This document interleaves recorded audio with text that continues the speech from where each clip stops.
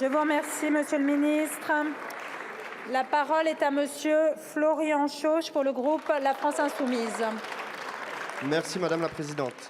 Ma question s'adresse à la Première ministre, Madame Elisabeth Borne. Le 24 avril 2022, au soir du second tour de l'élection présidentielle, le président de la République déclarait « Je sais que nombre de nos compatriotes ont voté ce jour pour moi, non pour soutenir les idées que je porte, mais pour faire barrage à celles de l'extrême droite. Et je veux ici les remercier et leur dire que j'ai conscience que ce vote m'oblige pour les années à venir. Que de chemin parcouru depuis. Le président de la République ne se sent plus obligé, il se croit même légitime pour repousser l'âge légal de départ à la retraite. Pourtant, ne vous en déplaise, les Françaises et les Françaises ont fait le choix de ne pas vous donner de majorité absolue. Aujourd'hui, nous sommes nombreux sur ces bancs. Peut-être même sommes-nous majoritaires à être contre le report à 64 ans de l'âge légal de départ à la retraite. C'est pourquoi vous faites le choix de passer en force. Après avoir fait adopter le budget avec 10-49-3, vous dégainez l'article 47.1 pour contraindre la procédure parlementaire et limiter les débats dans notre Assemblée à 20 jours. Une disposition jamais utilisée depuis 1958. Vous refusez que nous puissions discuter parce que vous avez peur du résultat. Que de mépris pour notre Assemblée et le débat parlementaire. Vous faites fi de l'opposition des Françaises et des Français au report de l'âge légal de départ à la retraite. Les sondages le montrent. 7 Français sur 10 sont opposés à votre réforme, entendez-le. Même lorsque 2 millions de salariés font le choix de manifester, de perdre une journée de salaire, que répond votre porte-parole? Je ne vois pas 1 million de personnes dans la rue, je vois 1 million de personnes qu'il nous faut convaincre. Nous ne voulons pas renoncer. Respectez les Françaises et les Françaises. Ils ont bien compris votre projet, ils y sont opposés et vous l'ont fait savoir. Si vous êtes si sûr de votre fait, pourquoi ne laissez-vous pas notre Assemblée débattre ou même les Françaises et les Français trancher la question par référendum? Et si nous avions l'outrecuidance de rejeter votre projet ou de l'amender, utiliserez-vous l'article 49.3? Je vous remercie, mon cher collègue.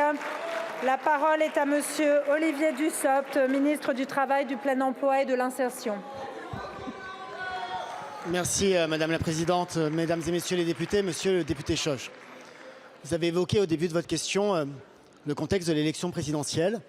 Lors de l'élection présidentielle, le président de la République, alors candidat, a indiqué de manière extrêmement claire, et parfois même ça lui a été reproché, sa volonté de mener une réforme des retraites, et il avait indiqué qu'à ses yeux, la méthode la plus efficace était de porter l'âge légal de départ à 65 ans.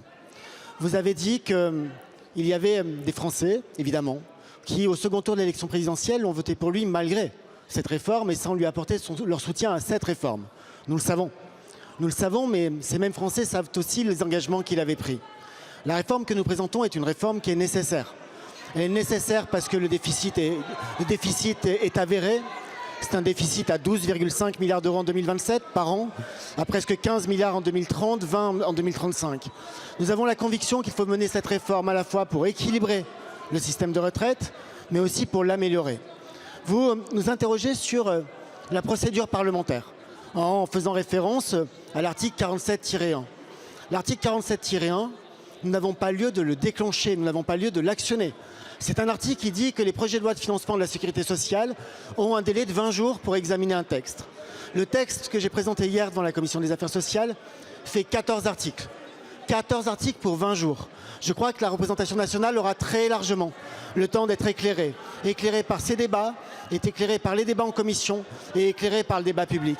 À la fin de ce débat, il y aura un vote souverain de l'Assemblée nationale. Et je ne préjuge du vote de personne, d'aucun groupe, d'aucun député. Mais ce vote sera légitime et permettra de mettre en œuvre la réforme.